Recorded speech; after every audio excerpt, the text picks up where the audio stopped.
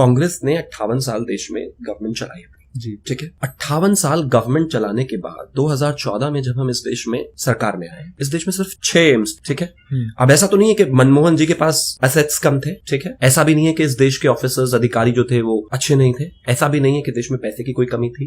ऐसा भी नहीं है कि देश के लोग एफिशिएंट नहीं थे। ऐसा भी नहीं है कि सरकार को किसी तरह का कोई बहुत ज्यादा दिक्कतें आ रही थी जैसे पाकिस्तान में। नहीं, ऐसा कुछ नहीं। सब ऐसा ही था जैसा आज है। सही बात है। लेकिन फिर भी हम 58 साल की कांग्रेस और गैर कांग्रेसी सरकारों में सिर्फ 6 एम्स बना पाए। नरेंद्र मोदी जी आए, आज देश में 23 एम्स बन चुके हैं टोटल। सिर्फ 10 साल में 3 गुना से ज्यादा। वंदे भारत ट्रेन किसी प्राइम मिनिस्टर के दिमाग में क्यों नहीं आई? क्यों नहीं आई? अरे 70 साल हो गए देश को आजाद हुए आए दिन रोजाना ट्रेन एक्सीडेंट्स होते हैं। ट्रेन की इलेक्ट्रिफिकेशन आपसे नहीं हो पाई, ट्रेन के ट्रैक्स आपसे बेहतर नहीं हो पाए।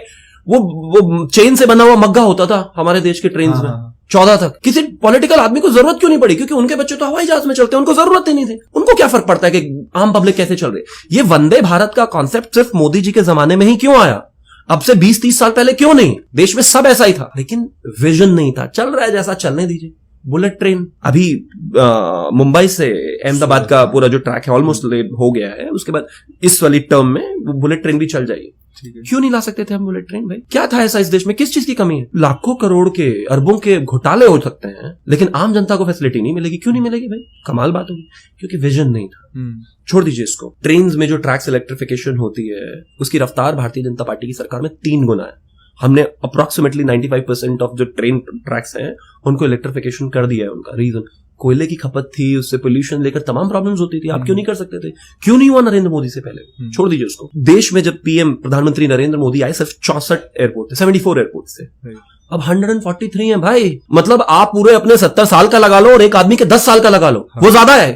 क्यों नहीं था ऐसा पहले? क्योंकि लोगों को क्या फर्क पड़ता है? आदमी आ रहा है दिल्ली से 200 किलोमीटर दूर से फ्लाइट पकड़ने क्योंकि उसको 500 किलोमीटर जाना है। कोई फर्क ही नहीं था। इस देश में 1947 से 2014 तक 98,000 किलोमीटर नेशनल हाईवेज हुआ करते थे, ठीक है।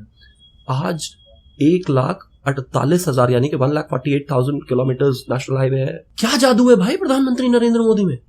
ऐसा नहीं है कि कुछ मतलब उनके पास वो चिराग घिसते हैं और वो सड़क अपने आप बन जाती है। नहीं, सब कुछ वही है इस देश में। इंटेंशंस की बात है। इंटेंशंस की बात है। किसी को करना नहीं था, फर्क ही नहीं पड़ रहा है। अरे क्या फर्क पड़ता है? सड़कों पर भीड़ है, क्या फर्क पड़ता है? नेशनल हाईवेज नहीं है, क्या फर्क पड़ता है? गांव में इलेक्ट्रिसिटी नहीं है। हम जब 2014 में आए देश में 18,000 गांव ऐसे थे जहां जीवन में कभी बिजली पहुंची ही नहीं थी। 18,000। 70 साल हो गए हमें आजाद हुए 18,000 गांवों ने बिजली का बल्ब नहीं देखा था। कैसे हो रहा है? ऐसा नहीं है कि पहले पीएम नहीं थे, सब कुछ था, विजन नहीं था। आज वो प्राइम मिनिस्टर हैं जिनका साफ है, जिनका क्लियर एजेंडा है। मुझे इस देश को किसी भी तरह से एट एनी कॉस्ट नंबर 1 बनाना है, और अपने लिए नहीं, अपनी फैमिली के लिए नहीं, अपने बच्चों के लिए नहीं, लेगेसी के लिए नहीं, और किसी चीज के लिए नहीं, सिर्फ देश के लिए। क्योंकि पीएम जो भी करके जाएंगे वो देश का ही होगा।